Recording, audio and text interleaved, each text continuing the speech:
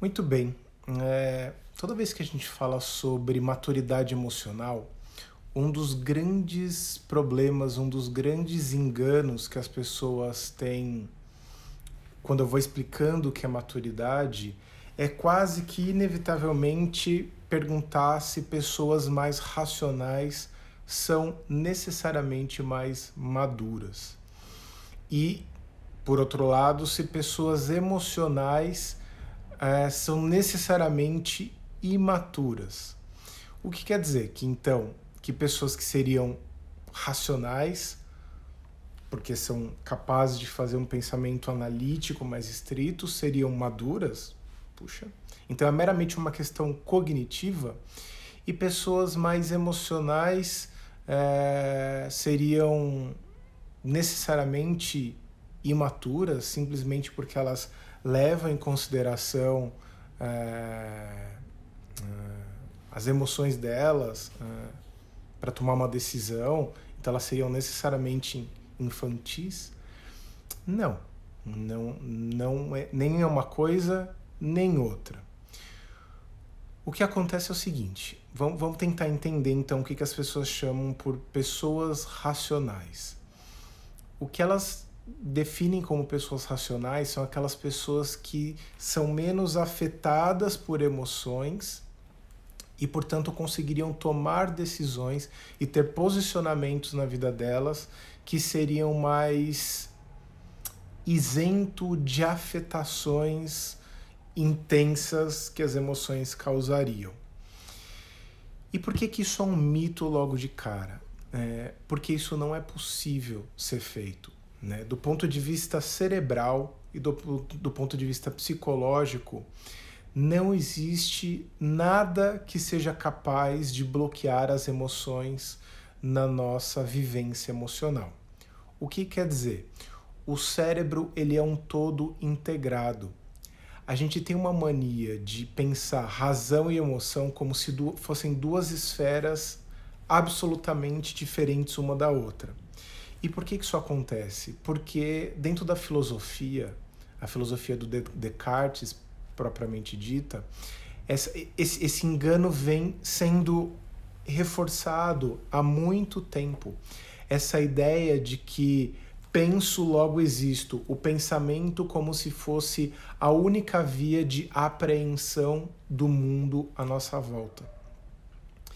E hoje, com o avanço, vamos dizer assim, das neurociências, da psicologia, hoje está cada vez mais comprovado de que é impossível você tirar as emoções do campo da racionalidade. Na prática quer dizer o quê?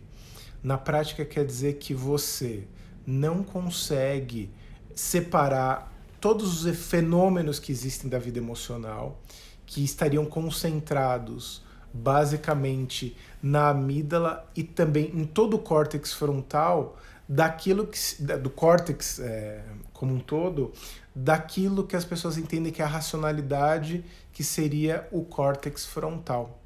Ou seja, o cérebro ele caminha como um todo integrado. Você não tem como dar uma marretada na parte emocional e deixar só a parte racional funcionando.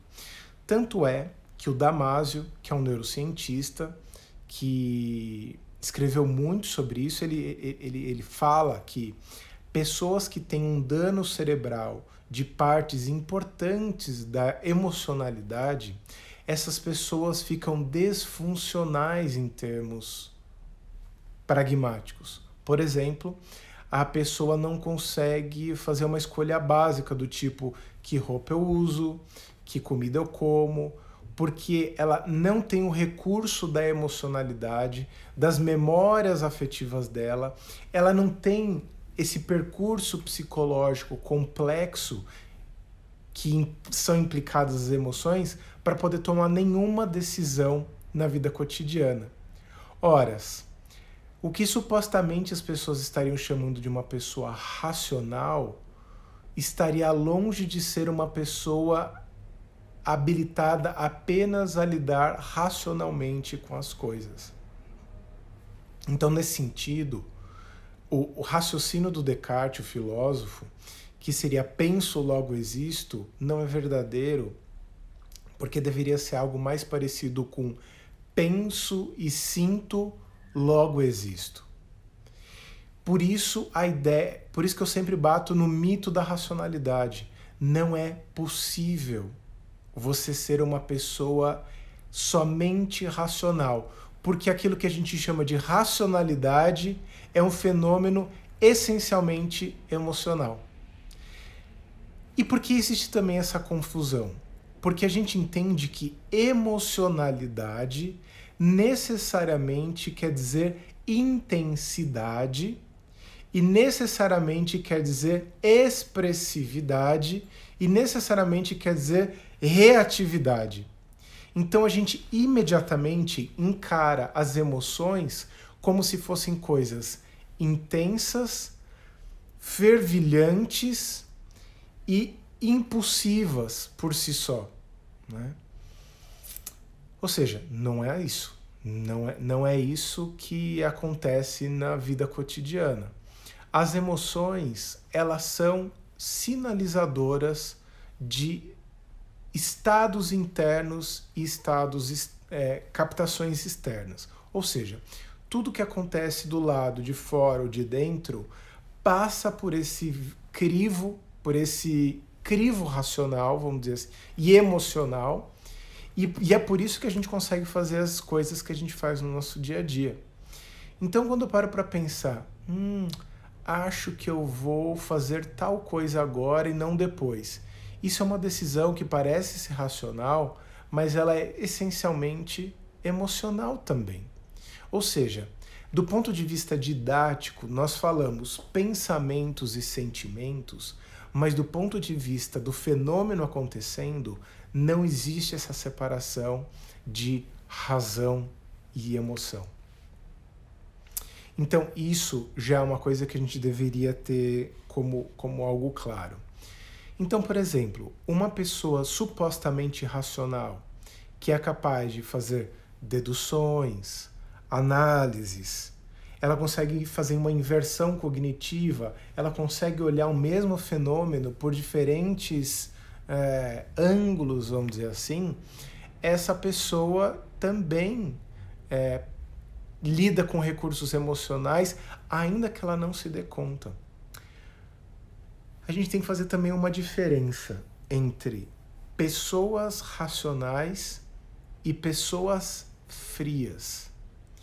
Existem pessoas que são frias emocionalmente, ou seja, são pessoas que, apesar de terem emoções, elas não se dão conta de que estão tendo as emoções que estão tendo naquele momento. Uma pessoa pode estar com muita raiva e não se dá conta de que está com raiva. E ela pode sentir aquela raiva como se fosse uma batedeira no coração, ou ela pode sentir aquilo como se fosse um problema no estômago, ou ela simplesmente pode começar a agir de uma maneira mais intensa sem saber que está sentindo raiva. Uma pessoa que está com medo pode simplesmente não entender que está com medo. Ela está com medo, mas ela não tem consciência de que ela está com medo. Ou seja, o que as pessoas chamam de pessoas frias, na verdade, as pessoas seriam incapacitadas para perceber as emoções que estão ali. Ou seja, é como se ela tivesse dentro da casa dela uma festa acontecendo e ela ignora que essa festa está acontecendo e ela se acha, às vezes, superior às outras pessoas porque ela não tem nenhuma festa acontecendo. Não tem nenhuma balbúrdia acontecendo. Só que isso é uma ignorância, porque a festa está acontecendo, a festa está influenciando nas suas decisões e a pessoa portadora daquelas emoções não está se dando conta dessas emoções acontecerem, né? Então, o fato de eu não ter consciência das minhas emoções não quer dizer que elas não estejam existindo, só quer dizer que eu sou cego a elas. Só quer dizer que esse é o meu ponto cego. Na hora de manobrar o meu carro psicológico, eu vou bater num poste porque eu simplesmente não vejo minhas emoções, porque elas estão acontecendo, goste você ou não.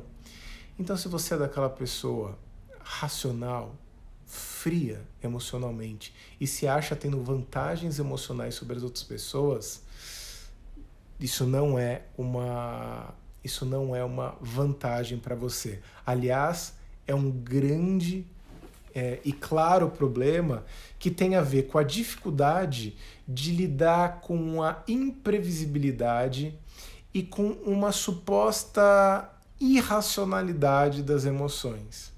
Mas é simplesmente porque você não está familiarizado.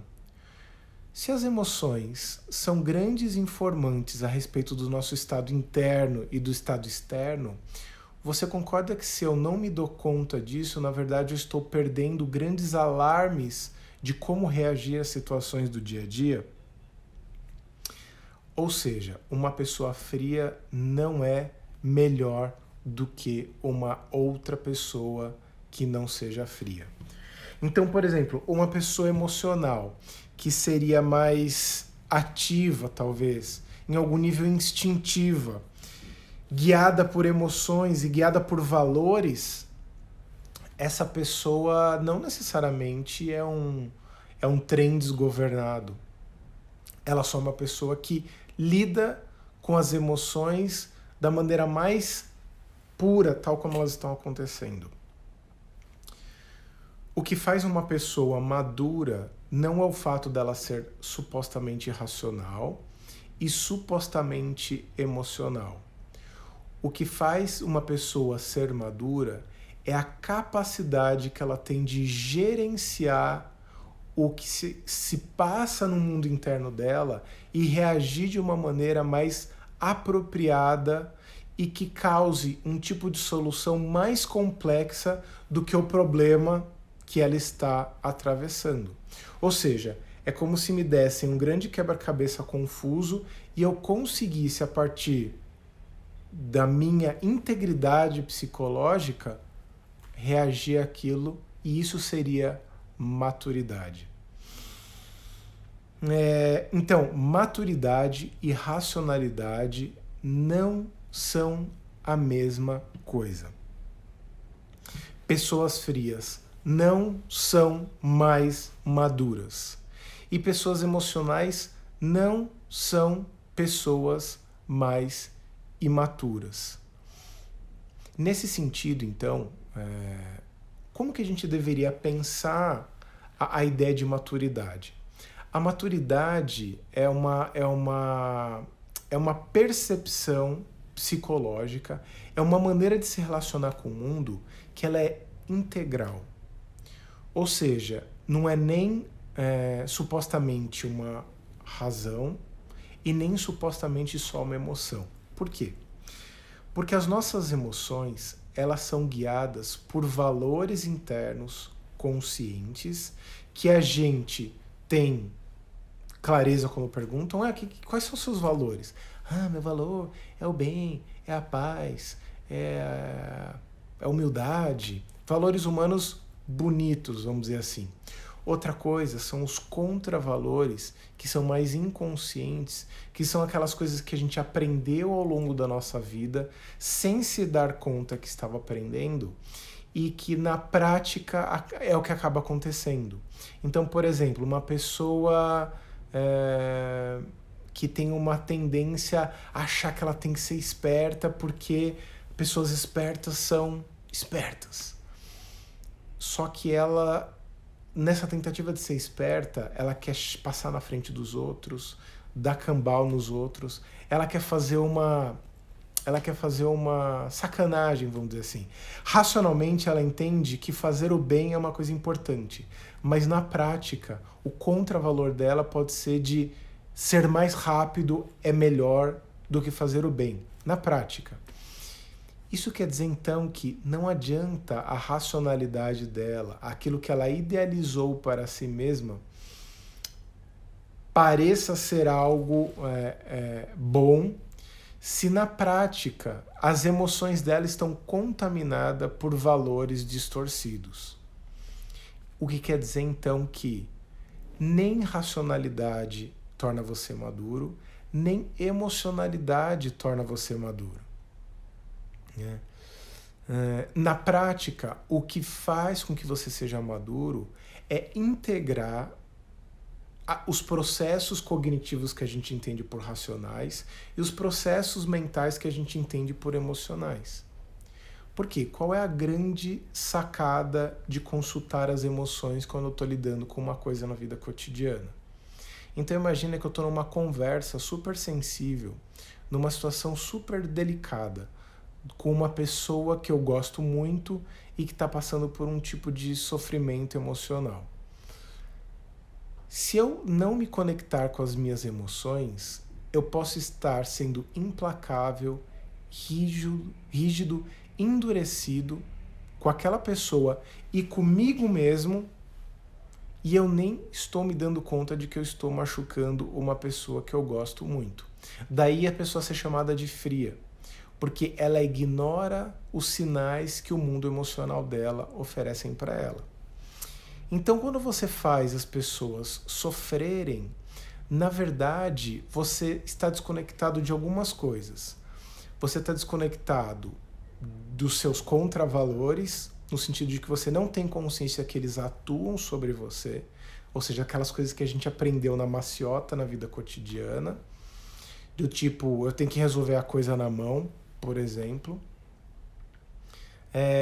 E outra coisa é, a pessoa está desconectada dos valores dela, ou seja, ela não tem nem conexão com os valores, nem com os contravalores.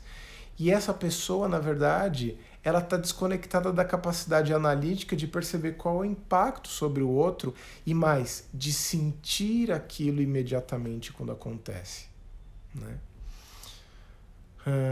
Então, na verdade, você ser uma pessoa racional, você pode ser uma pessoa imatura, apesar de fria.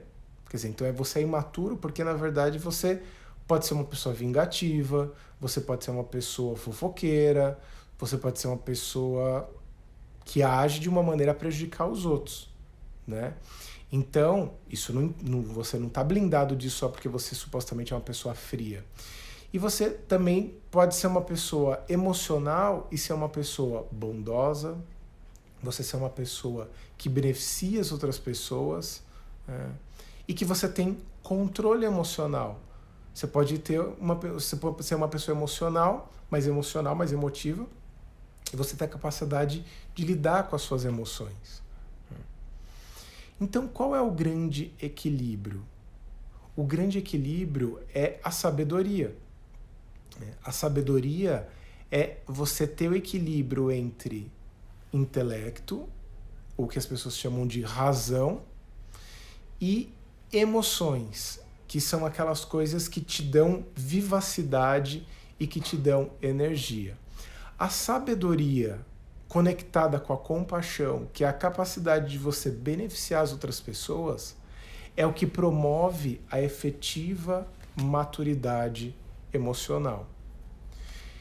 Então, ao invés de torcer por ser uma pessoa mais racional ou desdenhar as pessoas que são emocionais, na verdade o que você precisa é simplesmente desenvolver uma capacidade integrativa psicológica de consultar as suas emoções ao mesmo tempo que você analisa racionalmente o que está acontecendo.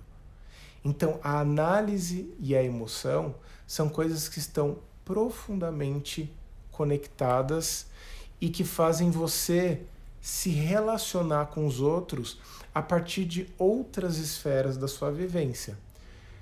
Ou seja, uma pessoa que briga, uma pessoa que machuca, uma pessoa que é vingativa, na verdade, ela está sendo só reativa, impulsiva e não necessariamente emocional.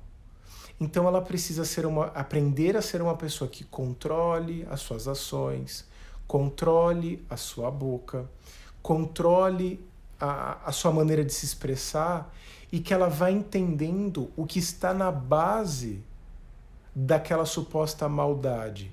Quais são as crenças, quais são os entendimentos que ela tem da vida que fazem ela achar que é toma lá da cá.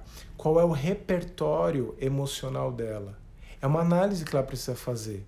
Será que eu não respeito os outros? Será que eu Será que eu simplesmente ignoro os outros? Será que eu só quero fazer o que me favorece? Então, quando ela vai fazendo um mapeamento e uma reanálise de tudo aquilo que ela valoriza e daquilo que ela entende sobre a vida, ela vai emocionalmente amadurecendo e se tornando uma pessoa mais sábia e com compaixão. Ou seja, não busque racionalidade, busque integridade psicológica, e aí sim você vai ser uma pessoa mais inteira, que você vai ter vivacidade e leveza e um olhar afiado de maturidade sobre a vida. Ok? Espero que vocês tenham gostado. Essa live foi um pouco mais curtinha, mas eu não queria deixar de colocar um conteúdo aqui para funcionar. E essa live vai ficar salva aqui durante 24 horas e depois vai ser colocada no YouTube, ok? Todas as lives que eu fiz estão no YouTube. É isso. Um beijo, um abraço, obrigado pelo carinho e tchau, tchau.